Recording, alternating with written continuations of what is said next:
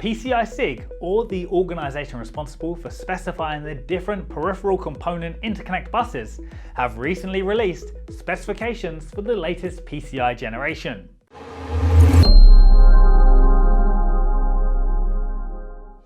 Welcome back to Server Factory. I'm Chris, and today we'll be covering the new PCI Gen 6 announcement from PCI-SIG. PCI Express technology has served as the de facto connection of choice for decades, providing an increasingly high-speed connection for a variety of components. And now, less than 3 years after PCIe Gen 5, we've been graced with details on the latest iteration, PCIe Gen 6, specifically in the X16 configuration. Let's take a look at the roadmap with some bandwidth specifications. There are a few talking points here. Firstly, we can see that the PCIe bandwidth has doubled in comparison to PCIe Gen 5 as intended. This increase brings PCI-SIG firmly ahead of their long-term projection. PCI-SIG have had to undertake a significant overhaul to their signaling technology in order to make the double bandwidth jump work. More specifically, they completely switched their technology from NRZ, or non-return to zero tech, used since the first generation of PCI, to the high-end PAM4 signaling, or Pulse Amplitude Modulation 4. To cut a very long story short, PAM4 improves upon NRZ by doubling the number of electrical states a transmission can hold.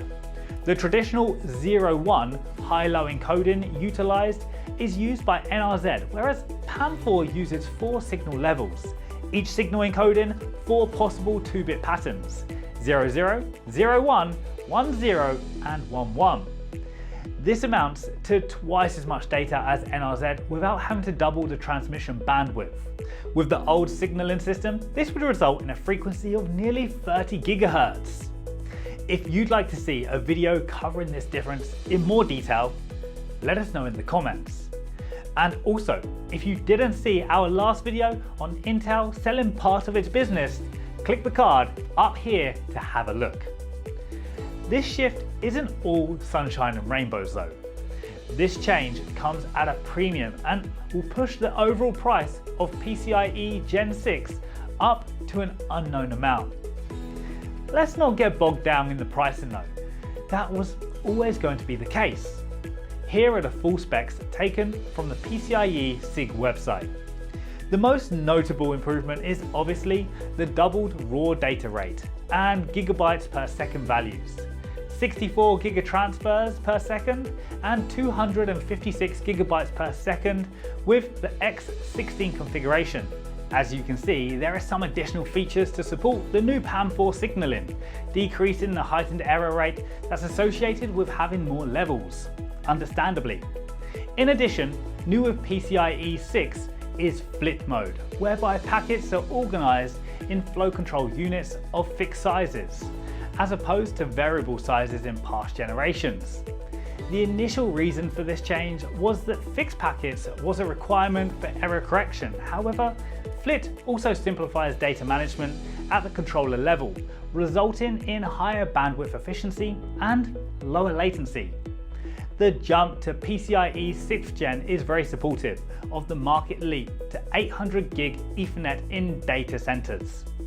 To get maximum utilization of 800 gig Ethernet, you require 100 gigabytes per second of bandwidth, and with PCI 6th gen, 128 gigabytes per second upper limit. There won't be any problems meeting that requirement. Due to the presence of PCIe in modern computing architectures, you can expect PCIe Gen 6 to be adopted fairly quickly in AI, high-performance computing, cloud computing, or any other performance-critical applications. Tell us what you think about this development from PCI-SIG. How soon do you think we'll see this new generation implemented? Tell us what you think in the comments. And as always, if you found this video useful or enjoyable, make sure to like, subscribe, and turn on the notifications in order to never miss an upload. Thanks for watching.